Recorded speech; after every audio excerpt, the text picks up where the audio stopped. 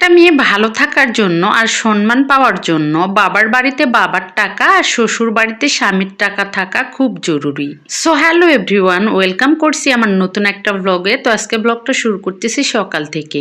তো আজকে যেহেতু প্রান্তর বাবা সকালবেলা চলে গেছে, তো ভাবলাম যে আজকে আর রান্না বান্না করবো না, তাই চা আর বিস্কিট দিয়ে নাস্তাটা সেরে নিলাম। তারপর আমার দুষ্টটাকে একটা ডিম সিদ্ধ করে হালকা ফ্রাই করে দিয়েছি। এভাবে ওর ডিমটা খেতে অনেক পছন্দ করে। এই যে একা একা হাত দিয়ে উঠিয়ে খাচ্ছে।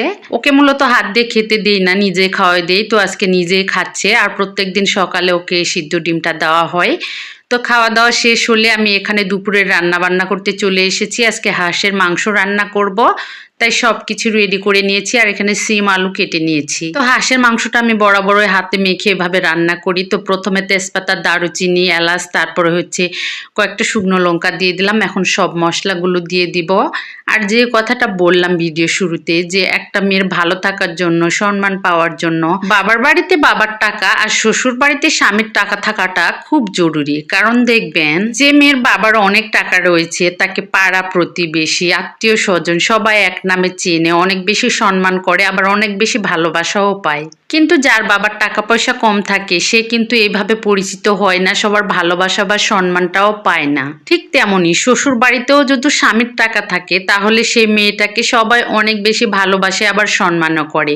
আবার দেখবে তার বাচ্চাকেও অনেক বেশি ভালোবাসে, আবার সম্মানও করে। তাই বললাম আর কি, একটা মেয়ের ভালো থাকার জন্য বাবার টাকা আর স্বামীর টাকা থাকাটা খুব জরুরি।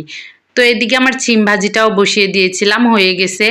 তো রান্না করতে করতে আমার দুষ্টটাই যে কাপ দইটা ফ্রিজ থেকে বের করে রাখছিলাম, আর ও এনে খাওয়া শুরু করছে। দই খেতে অনেক বেশি পছন্দ করে, যদিও ঠান্ডার সময়, কিন্তু রোদ আছে ওই জন্য খেতে দিয়েছিলাম। দুষ্টটা আমার দই খাচ্ছিল, ওই জন্য চুলার মধ্যে রান্নাটা বসিয়ে আমি ওর কাছে একটু গেছিলাম যে গা মাখিয়ে ফেলে কিনা। তো না, সুন্দরভাবে খেয়েছে।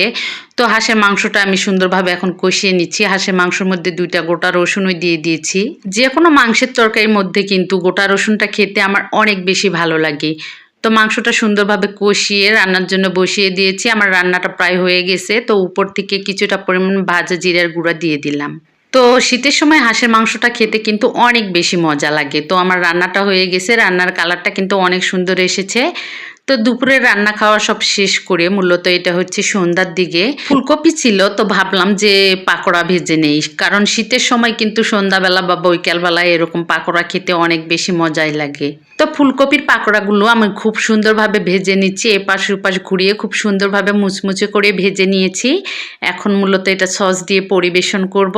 তো কে কে এরকম পাকোড়া খেতে পছন্দ করেন অবশ্যই কমেন্টে জানিয়ে যাবেন। তো আজকে ভিডিওটা আমি এখানেই শেষ করছি। সবাই ভালো থাকবেন। ভিডিওটা ভালো লাগলে লাইক কমেন্ট দিয়ে পাশে থাকবেন। Tata, bye bye.